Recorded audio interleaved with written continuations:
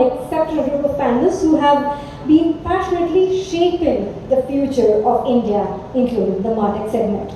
So with that, let me talk about our moderator for the upcoming panel discussion, which is Made in India MarTech Challenges and Opportunities. Now, moderating our next panel is a technologist, entrepreneur, and global mentor whose 25 plus years of experience spans innovation, AI, deep tech, and venture building. He has founded India's early tech ventures in gaming, VR, blockchain, and AI-driven global collaborations, and helped thousands of founders scale with clarity and purpose. So with that, ladies and gentlemen, with a resounding round of applause, please, let's welcome Mr. Arijit Bhattacharyya, founder and chairman of Virtual Infocom, founder of World Leaders Summit, to lead this invaluable discussion. A huge privilege to have your presence here and to be leading this discussion. May I request you to please take this stage and the seat. With that, ladies and gentlemen, another luminary gentleman that we're talking about and privileged to have in our panel is the architect of consulting-led incubation and institutional transformation. A leader with decades of leadership experience across multinational corporations, new ventures, and academia-linked incubation. His work is driven from insight that most founders do not struggle because their ideas are weak, but because they lack structured guidance. He's passionate about democratizing high-quality consulting for early-stage founders. So with that, let's, with a resounding round of applause, welcome Dr. Saptarishi Ghosh, CEO, Symbiosis Center of Entrepreneurship and Innovation. A very, very warm welcome to you. And I was expecting a huge round of cheer from the Symbi gang here. Are we doing that right? Okay, thank you. Well, a very warm welcome to you, Dr. Saptarishi. It is a pleasure to have your presence here. And, well, the trifecta of this panel, last but never the least, and let me talk about a soul who introduces himself as an academician who practices all he preaches, an entrepreneur who preaches only what he practices. When questioned on why he doesn't pursue full-time entrepreneurship in spite of being a startup enthusiast himself, and a good one at that, he responds with purity. I love creating entrepreneurs more than I love being one.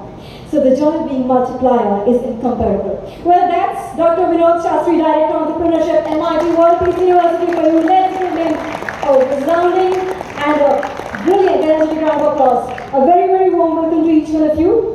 Well, as they say, every meaningful conversation needs a skilled navigator, and we have just the right one. So over to you, Mr. Arijit, to harness the kilowatts of energy on this panel and turn them into clarity, context, and illumination for us. Over to you. Am I audible? Yes.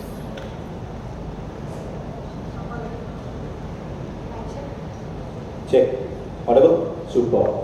Even though I'm a moderator in this panel, but to be very honest, as a serial entrepreneur for the last 27 plus years, I'm going to touch 28th in next month. I do believe that till date my space is here, because an entrepreneur is always at the edge. We have a problem. The problem is like sometimes a new startup, they feel that they might fall on their face. And we have another issue. We don't know how to go back and then sit in that cozy chair, because it's always sleepless nights and then probably without lunch days. But somehow, today is because of the moderation, I'll take that cozy seat if it is okay for all of you. You guys are awake? Yeah. Can't hear you. Yes. Yes. Thank you. Okay, so I have a very quick question before I go deep into the MarTech, to be very honest. So when I started, it was 1998. Some of you probably don't believe that it was days of Windows 95 with dial-up connection, and PC used to be a luxury. And I have seen Bharat, today's Bharat, growing like anything. But at the same time, when I sit with two of my fellow panelists, a very deep, complete different kind of approach that we have been watching coming from industry. It is called industry academia collaboration. We talk a lot about this. Yes, no. I'm sure that you have seen a lot of sessions. Industry is coming to the campus and then they will have a collaboration, they will work together. Things are happening, There are multiple number of startups which is coming up from the campus, there are grants. So I'll probably give both of them a discomfort zone or comfort zone, both altogether. Quick question to you, disruptors. You feel that, you believe that this industry academia collaboration, specifically towards corporate open innovation, is happening? If yes, what's your take on this?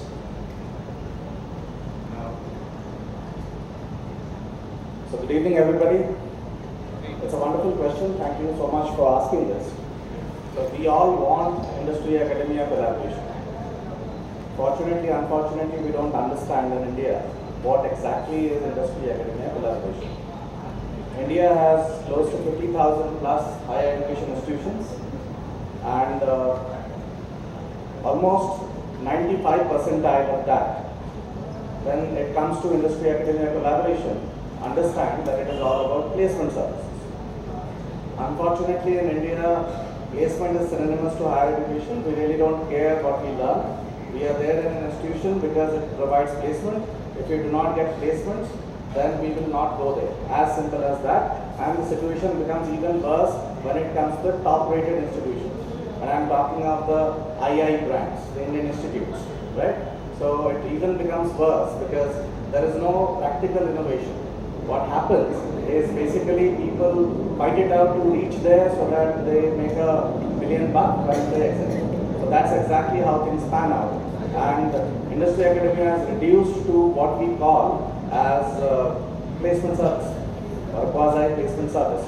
Unfortunately, in the West, it's little different, where they don't seek placements, they have to find their own placement. And how do you do that? You do that by engagement with the corporations. You do that by way of doing assignments, which are real-life assignments, and where you value add. So people see you working, they understand what you bring onto the table, and that defines your value, not the logo that you carry.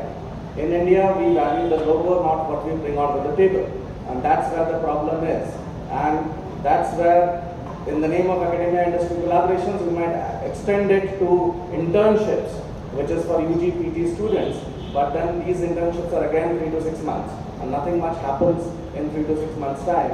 So we would need more understanding, a deeper understanding of industry academia. We would need PhDs to churn out on these lines, not only to become professors, but to become industry practitioners, to become entrepreneurs. We should also celebrate, product development or a real life research rather than academic research, which leads to a journal publication.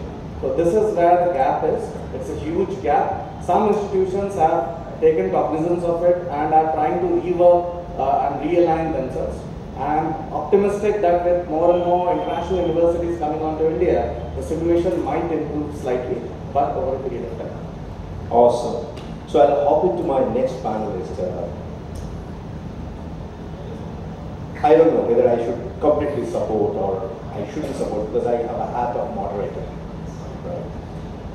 But then quickly, if I jump into the unicorn space of India, industry academia collaboration leads to creating more and more entrepreneurs, innovators, and definitely more and more job in return, if we look at that.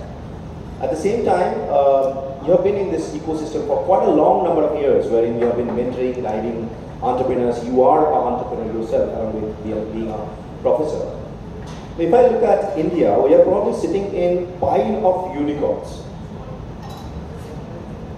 Do you feel that there is a big gap of MarTech unicorns in India? And there is probably a little bit of gap in B2B product-oriented startups who are coming up with their own product, which can connect technology and marketing both, be that Gen AI, be that any other tech like augmented reality, or probably something related to more deeper tech like encryption. If yes, what's your take on it? If you can please enlighten us. Okay, so before, thank you so much for that question. And Ruby, you had asked, what was the recent time when you discovered something about yourself? So when you introduced me, I think I discovered a few things about myself. Thank you so much for that. Yeah, and second thing, coming to your question, Arijit. So this is about MarTech. So I need to give a disclaimer, and before I do that, I share maybe a 30-second anecdote. So this was a few years back, because one Mr. Manohar Matkar, he was a behavioral scientist. and he happened to be on the board of directors of a fertilizer company, Deepak Fertilizer. I'm taking very specific names. So he completed his 3-year term, and he was offered an extension of another 3 years. He folded his hands. He said, "Look, I'm a behavioral scientist, and I don't know anything about the fertilizer and chemical industry, and the only thing I end up doing in the board meetings is to ask stupid questions." And the reply he got was, "That's precisely why you're there on the board." So today, I don't belong to the MarTech space, so please excuse me if I end up giving stupid answers. Because there it was questions, so it is answers, so please excuse me for that. Okay, so one of the points you mentioned about not having enough unicorns in the MarTech space, though we do have unicorns in the other spaces. Was that the question? Yeah. So see, one of the questions that counter questions, why even think of aspire to be a unicorn? It's a mythical animal after all, right? So we're chasing something mythical and then we falter. For example, if I aspire, I'm a mop like you, have hair on my head. I mean, that's probably not appropriate for me. Okay, uncomfortable with my lost hair. I could probably look at Dr. Ghosh and say, okay, let me balance, not aspire for something here, right? So, okay, that being one part of the answer. Why aspire to be a unicorn in the first place? But then, genuinely answering your question that why there aren't enough MarTech unicorns. So one of the things I believe is the fragmented market. And when I say fragmented market, I don't necessarily mean it in terms of geography. In fact, I don't mean it in terms of geography. The way I look at it is it is fragmented in terms of, say, digital maturity. I mean, not everybody is equally digitally mature. So some people, even today, might be comfortable using a WhatsApp first platform than a platform that is not WhatsApp first. Right? So that's the way I mean the fragmented market. In terms of maybe affordability, again we have some people, the need is huge there, and you can actually see that this solution can work extremely well there, but the affordability is not there. But if at all they have used it, then you would have a use case, a successful use case, and you could go on. But because of this fragmentation in the market, it's extremely difficult to build those products. Another thing I see, another problem I see is maybe the sales muscle gap. I mean, you have enough technological capability. So you have solutions coming out, but they're not necessarily capable. The entrepreneurs who come out, the technopreneurs who come up with solutions, the right solutions, they're not probably able to sell it well. Yeah, because they don't have the sales muscle for that. The third thing, in terms of ability, in terms of maybe the bandwidth, because they are smaller teams, and the third thing is probably the capital impatience, because the cycles in the MarTech field would be longer. So the gestation period is going to be longer as compared to, for example, say a B2C platform. And the capital is not patient enough. So I see these three reasons why we don't have enough unicorns in the B2B MarTech space. Rightly pointed out. So there is a saying, maybe you are a great product builder, probably you are not capable of doing business with the product. Totally different. Same goes with service.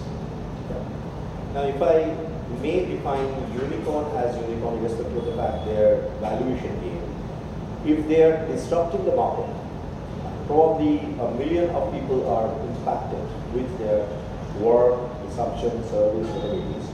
It goes on a unicorn scale. Now, if we look at that structure, if I look at Bharat as a country, the question goes to both of you. Do you feel that there are enough B2B or B2C companies who are maybe creating a market solution, going global, building things from India, scale it up properly. What's your take on it? And if there is a wish, what do you think, why there is a gap that some of these startups or companies are unable to scale up outside of India? Where is the exact issue? I'll start with Shankar. So, am I audible? So I think the question has three parts. One is where's the gap? Let's start with that. So in terms of the gap, let's try and understand that building a MarTech startup needs a lot of patience. It needs a lot of capital. It needs a lot of investments. If you look at India, we have what we call as quasi venture capitalists and private equity, but then most of them, as pointed out by my fellow panelists, is not having the right appetite to hold on for long. They are looking at a 3-year to 5-year exit. So when you have to build a product, you have to understand how do you nurture these data sets. Let's go to the fundamentals. Now, building a product in MarTech needs a lot of data sets. Now, these data sets, if you are using existing data sets, it becomes very complicated, it becomes very difficult because India doesn't have sanctity, if I could use that word, in terms of the data that has already been pulled out and is available in the secondary market. So if somebody has to do a primary data collection, it needs time, it needs a lot of channels, and it needs a lot of capital. Now, how does the West do it? So the West does it because they have a reverse feedback loop which comes in from the sales channels to the companies. In India, sales as a function is looked down upon. I wonder if any business school has a specialization in sales. Nobody wants to do sales, right? Every company functions because of its sales machinery, but nobody wants to do sales. People don't appreciate the fact that they have to sell something. While the fact is that we practically sell ourselves to everybody right from our birth till our death. So when a kid comes to this world, the kid cries and sells his or her cuteness in exchange of the feed. And while we are on the deathbed, we trade off our assets for a glass of water. So we are selling ourselves every single day. But then technically speaking, nobody wants to appreciate the fact that they are selling. So when you do not love what you do, the problem is you just land up doing it because it's part and parcel of the package. So that doesn't engage you with the customer. That doesn't make you understand your own better, and that doesn't promote you to actually deep dive into the consumer psychology and understand what works, what doesn't work, and how can you make it work. So with the absence of this, the only other method is having foot soldiers on the ground. So when you talk of India, it's a vast country and it's very expensive and expensive. Now in this extensive area, the largest outreach which can happen possibly is through institutions. But then again, the problem is institutions do not understand what exactly needs to be done. Assignments are more classroom driven than ground activity driven, and this is where the problem is. And so far as having staffs of companies going to all these places to collect primary data, it's frightfully expensive. It doesn't stack up because you also as a company have to break even. So it just doesn't stack up in terms of product affordability and optimization of cost. So these are some of the challenges that I think we have. The options that we can look for in terms of building through this is engaging with institutions at an open innovation level, funding institutions which can further hire students or research students rather, to be very specific, whose core objective will be to interact with ground level people, understand data, look at the complexities, filter out the noise, and ensure that the data is something which can be further worked upon. So the dump has to be created. So that's the first thing. The second thing that we need to do is the investment. So either the corporates has to do it, or large-scale private equity companies have to do it. In US especially, you have a very well-oiled system which is of high-end PE. In China, it works with the state's intervention. So you have the central government which invests in this. In India, what we have is a low-hanging fruit, fast returns, easy amassment of wealth, and unfortunately these are disastrous when it comes to building deep tech, when it comes to building MarTech. Agree, totally agree. Your take on this? I would say, what needs to be done, I keep it very short. Because of the way the Indian market is you probably need to be very, very cost effective, very attractive on the pricing. I did mention that earlier as well. So in terms of numbers, probably you need to be 30% the cost of the global solutions, and maybe even 70% the quality of those solutions. Even that will probably work in India. And once you have success stories in India, use cases in India, you could probably then go abroad. So what probably happens is we assume that we have to build for the US markets or maybe the developed economies. So if we build for India, then we may be able to go to the other markets. And I have a reason for that, because India is a very complex market. So if you're able, that complexity itself could become a moat. Yeah. So if you're able to solve for such a complex market, and again, if you want me to specify what I mean by complexity, you could do that. But I think all of us do understand what I mean by that. The language. You probably need to be multilingual, because not all your users are going to be English speaking, right? So that's one of the things that we can do for, and I earlier mentioned WhatsApp. I may say it again, because that's where we are most comfortable. So if something works on WhatsApp, then it's likely to succeed. I mean, outside they may not use WhatsApp as much as we do, even in the country where it originated. So if we are able to build for such a complex market, we can do it. Another thing is when you mentioned unicorn, and I said, why even aspire to be a mythical animal? Maybe why not aspire to be a dog? I mean, I'm sorry I surprised some of you. Not a stray dog, but maybe a very specific dog, maybe a therapy dog, maybe a police dog, maybe a pet. Then, you have your own value. Instead of aspiring to be a mythical animal, if you aspire to be something very real, so you're getting what I mean. If you're focused, and we had an example, not of a dog, but somebody, Saurabh, I'm sorry, Saurabh and Anupama, you mentioned about being pakka, very pakka local, and deep focus on Pune. So that's precisely what I mean. So if you be that and not try to be a unicorn, maybe that's the way. Super. And that has to, just to build on to that, what Dr. Shastri just said, and I can't agree more. We need to have a million, few crore companies than having a few hundred unicorns which are $1 billion. So I think that is what India needs. If we are talking of building an entrepreneurial ecosystem, I think India needs that. So we need to focus there. We need to do away with this valuation game. Of course, there has to be returns, but then it has to be a long rope. It cannot be only returns in 3 to 5 years. And if we look at the right ingredients, then we can actually pave the way for a sustainable future and take it to new markets.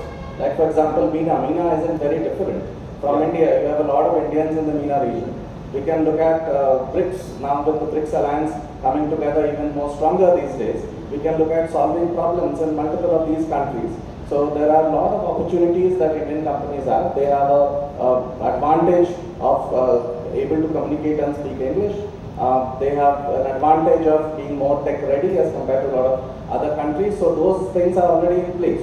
What we need to do is having more patience. And as Dr. Shastri said, patient capital is very much the need of the hour.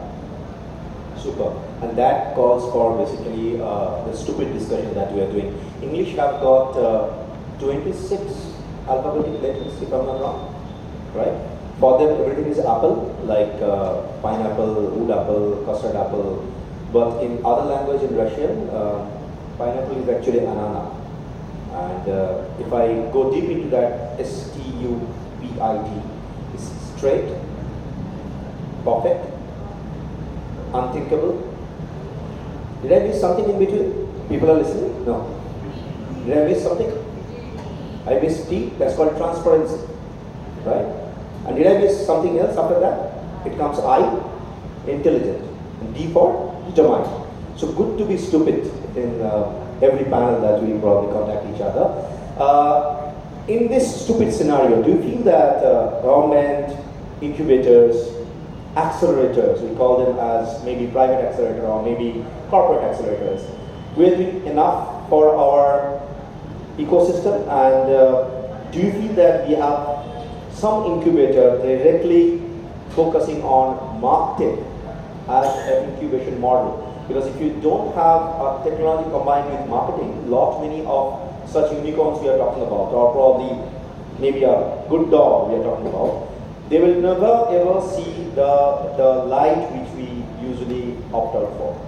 So, I would say, in terms of the support system, it has completely transformed over the last decade or more in terms of government support. I might sound like government supporter, but I'm being a part of that startup ecosystem. This is something that I have experienced. My own students have raised funding from the government sources. And in fact, as recently as yesterday, I was speaking to a student of mine from Bennett University, and he mentioned how he raised funding from the Startup India Seed Fund scheme from the university. So I'm deliberately including the universities as well, because we spoke about the entire ecosystem. So the government is doing enough, and even things like ONDC, things like maybe UPI. These things have lowered the entry barriers for so many things. So I think that is one kind of support that is coming. Then the incubators and accelerators, they are getting a lot of money. In fact, before the panel we were speaking, and Dr. Ghosh mentioned how there are 1,200 incubators across the country, and most of them are surviving on government grants. Yeah. Not many of them are self-sufficient. In fact, I think you can name the ones which are self-sufficient. So that ecosystem is there for the startups, and the entire startup culture that we are talking about. It's not because of anything else but the government support. So that has definitely happened. That has encouraged the academic institutions to introduce maybe programs in entrepreneurship, maybe events in entrepreneurship, maybe even flagship events in entrepreneurship like entrepreneurship summits. So definitely there is support. You just cannot deny that part. But the key question is that enough? Then the answer is no. For example, you get seed funding. But is that seed funding enough? It's enough to excite you, but it's not enough to keep you in business. Because there comes a point when you need capital to scale, and that is not available through this mechanism. And there, it will have to be the investors, and then again, we come back to that question of whether we have enough patient capital for this particular domain. And you also asked a very specific question, whether there are any incubators or accelerators in the MarTech space, or if anybody has a focus area as MarTech. I don't know them, but that doesn't mean they don't exist. Maybe Dr. Ghosh has more handle on that data, and he might be able to respond to that. I'll come to you then. So again, seconding Dr. Shastri, there's so much that Government of India has done. It's very little that we do to thank the government. There are lots of schemes. Today, every single institution, every single university runs programs on entrepreneurship, which also has an element of internship in incubation facility that they have.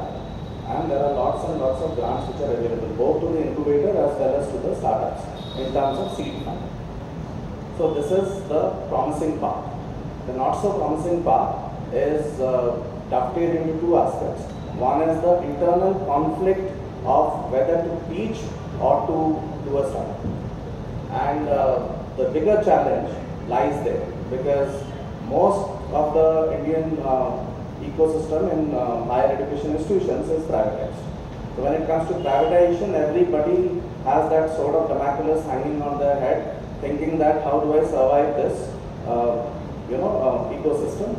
And one of the key matrices is student feedback. The other matrix is how many students actually come to your class. So while a student has to go to an incubator and actually learn and rather unlearn and relearn, what they'll end up doing is they sit in classes which can go viral if they are online. A lot of few institutes and universities are doing that. It can be virtual very well, it can be taken virtually. Professors can otherwise engage in active research, but then we choose to follow the 1947 model and we choose to make our students sit in front of us and teach them the old school method. So that we have to outgrow. As institutions, we have to outgrow that model. We can have better avenues for professors to engage and better matrices for evaluation based assessments to take place, rather than ensuring students are in the class and how many of them are there and how much are they scoring, because it's a flawed system. So if that is done, I believe more and more students would come to the incubator, because the good part is undergrad is a 4-year degree, they have a lot of time, and that's where, I'm not even figuring on the postgrad, because most of them look for placements, but undergrad is an avenue which can be explored and explored well. They are bubbling with energy, they are having a lot of ideas, and if we are able to channelize them, as we call it, catch them young and get them to do the right thing. So if we are able to do that, and with maybe mentorship from PhD students, if any university in India can build that, and some of them are trying to, which is why I am mentioning it. So then we would have nailed the ecosystem. So this is something which we need to do as the first part. The second part is the capital. The seed fund is not good enough for a scalable model. Also, the government grants take its own sweet time to come. So it takes roughly 1.5 years for any grant which is approved to actually land up in the bank account. So that is a big deterrent. I think we have to have it in a faster route, either through banking system like SIDBI and other nodal centers, or some other mechanisms. So that's one thing. Second is we need extremely active participation of private equity and venture capital with industry, with academia. So that is very critical, and that can only happen provided we start running accelerators. Unfortunately in India, though we have, and we flaunt 12,000 plus incubators, we do not have enough accelerators.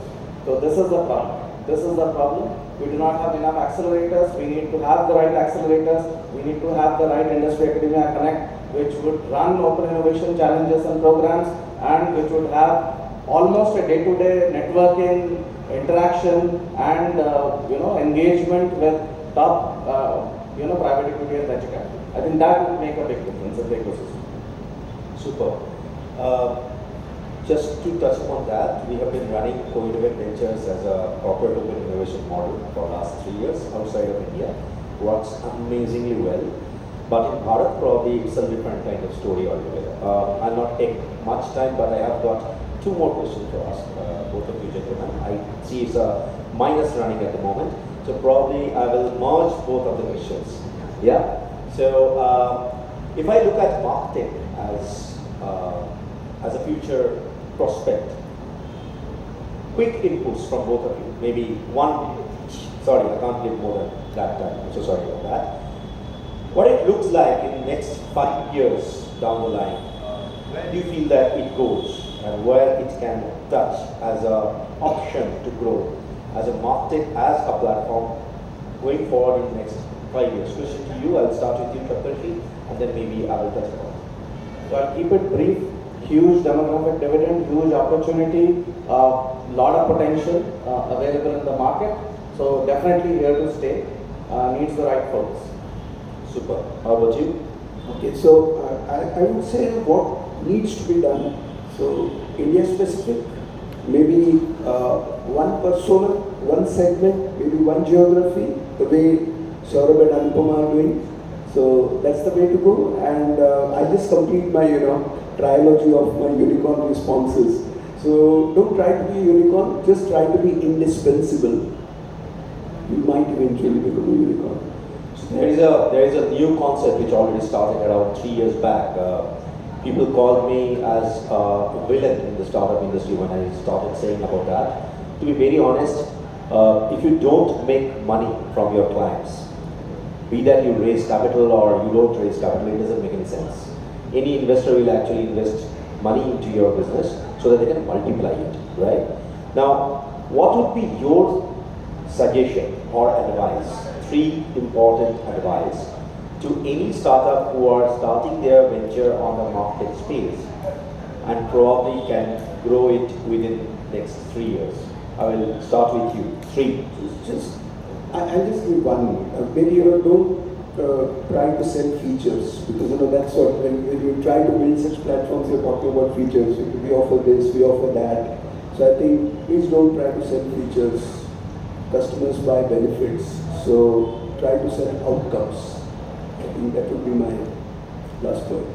How about you? So quickly speaking, number 1 is passion. Don't do things which you are not passionate about. Number 2 is understand your market and customer well. And number 3 is take time to deep dive into tech. Do not assume things. Understand how tech functions at the back. Super. Before I wrap it up, I know that this beautiful lady is with sniper gun. No, she's holding a 303 at the moment. She is nearby me, not a sniper one. Just to give you small tips. Raise your hand, how many of you are using ChatGPT till date in 2026 for GenAI solution? Oh my God. Oh my God. Okay. How many of you are using Grok? G-R-O-K. Cool. Nano Banana. Super. Nexoxa. I'm sure you have never heard about it. Try to use Nexoxa as a platform which can actually in return act as you. It's more humanoid AI. In today's world, Gen AI moves beyond your imagination because it is MarTech as a platform and tech is involved. We as engineers, our job is to simplify your issues, right? We don't usually ask questions, rather we solve it. That's how we work. So I'll give a food for thought for every startup in this room if there is a startup. Use Gen AI. It's not AI, by the way. AI is 40 years old technology. We're using generic AI, which is basically a very simple English plus creative language coming together. We call it as prompt engineering with a visualization concept, right? A small tips. Use Gen AI as a tool. Train it well as yourself. Use it as maybe a marketing guy or probably a tech guy for you. There are tools available. How many of you use or even heard about Cursor as a tool? 1, 2, 3, 4, cool. Do you know that you can actually call that API from Hugging Face? You've heard about Hugging Face? Any of you? Super. So I was asking a question. There are 4 LLM models big time in the industry. Even LinkedIn uses those open source models. So just to give you food for thought. Use it well, and thank you so much for bearing with all of us with -07 and a 303 done with the beautiful lady. Thank you so much.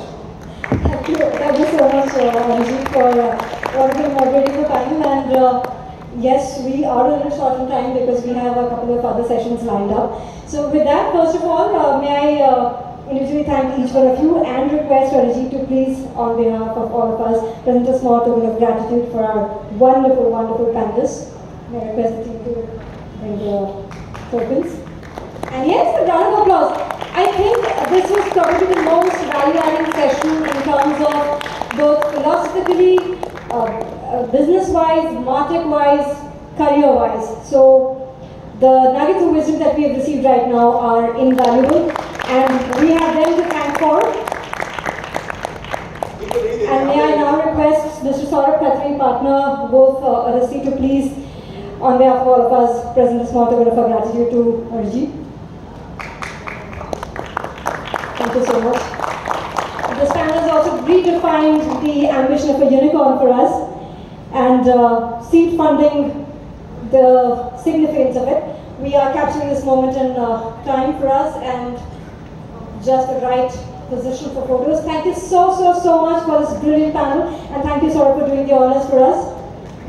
Okay, ladies and gentlemen, with that we come forward to another